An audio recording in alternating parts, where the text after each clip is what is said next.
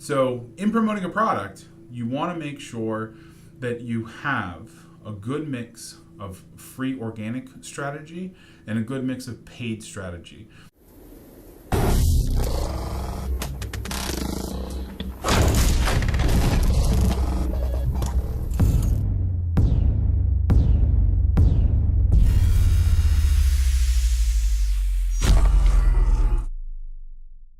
Hey, what's up? This is Jason Drone. Today I want to talk about promoting a product.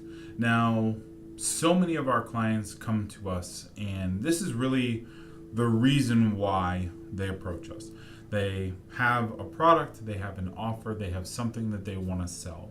It might be a digital product, it might be a physical product, it might be a coaching service or a consulting service, a mastermind service, something that they want their buyers, their prospects to purchase. Of course, that's why we're in business. Sometimes it's a physical product to be sold on Amazon or Shopify or something like that. So the thing about promoting products online is there is a million different ways to do it. In every way, you need to have some sales material. Whether it is, if you're selling a physical product, it is an e-commerce listing, something on a Shopify store, something on an Amazon storefront. If it is a digital product, then you need some sales material, whether the sales material be a webinar or an automated webinar or a video sales letter, a sales page, a website. No matter how you go about promoting the product, you need a way to sell it.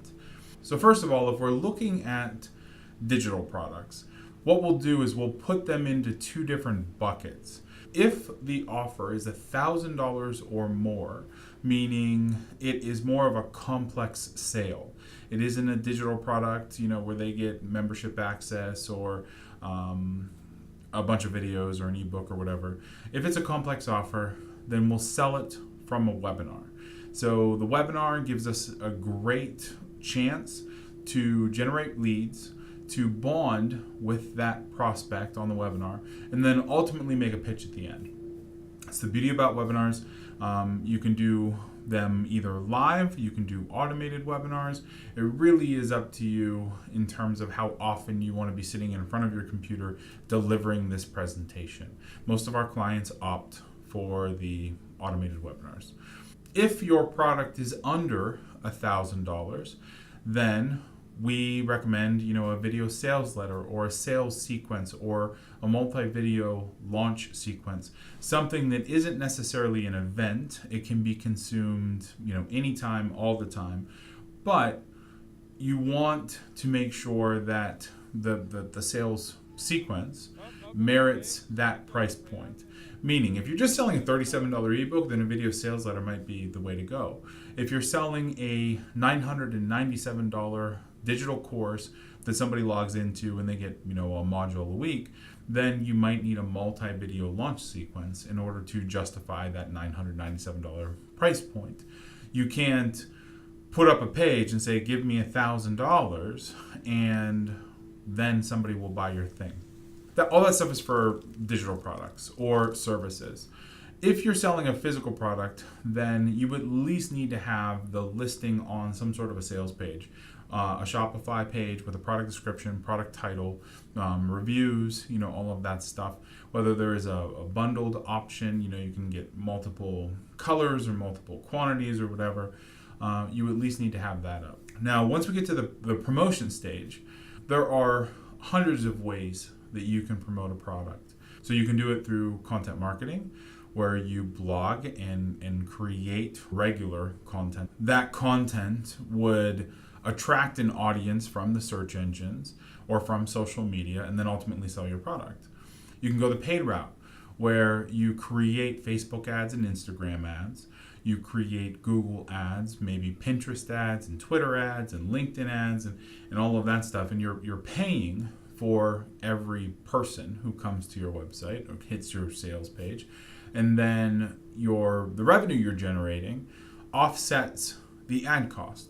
So if you generate $100 of revenue and it costs $50 to get that sale, then you just put $50 in your bank account or $50 in your pocket. So that times 1,000 sales is where businesses are built, where empires are built, where product extensions are built, and all of those other things that you can do as you're growing a business. But promoting the product is really the key. Our recommendation, what we do with a lot of our clients, is a little bit of both. So we always start with the paid route. We always start with Facebook traffic and Instagram traffic. We'll start with Google ads anymore because Facebook is a little bit wonky in terms of what they enable advertisers to do and some of the data that they recently took away that made their advertising so effective. A lot of our ad spend is going back to Google, and we'll do Google ads. That's always where we start. We always start with paid traffic. If you're trying to promote a product and you don't necessarily have an ad budget yet, or you don't have the money to put into an ad budget, then the content route is where you want to go. You want to build your platform. You want to grow your audience through the content that you publish. So that content can be videos like this one. That content can be blog posts.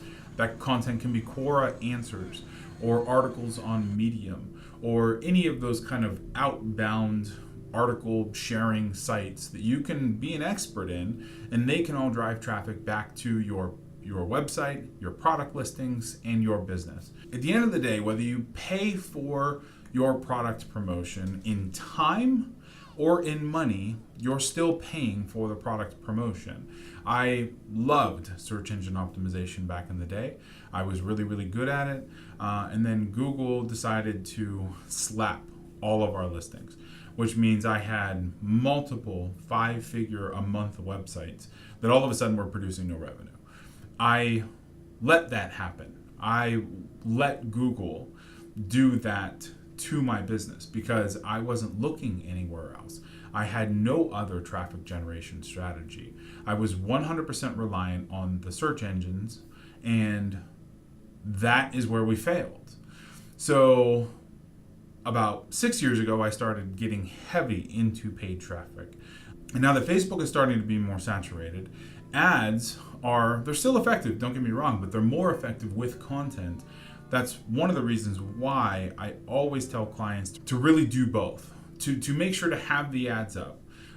Maybe not spend as much as you would from an ad spend standpoint, but also take the time to dial in your content, to do content marketing the right way, to write blog posts, create podcasts, syndicate that material, the video or the audio, to whatever platforms let you syndicate that content to, because that will grow your audience over the long term.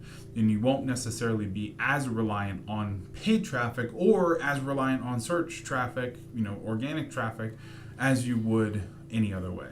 So in promoting a product, you want to make sure that you have a good mix of free organic strategy and a good mix of paid strategy. The paid will oftentimes, offset the organic in the early days, but you want to make sure to have both, because if you don't, and Google or Facebook or LinkedIn or whoever pulls the rug out from under you, then your business won't be shut down because of it. So if you like this video, make sure to like, share, comment on whatever platform you're viewing it on. And if you'd like to talk to us about promoting your product, click the button somewhere on this page or the link below the video or whatever, set up an action plan call, and we'll get on the phone with you and walk through your offer, your product, your website, your promotions, all of that stuff, and give you an action plan to get you started. So I'll talk to you soon. Thanks. Bye.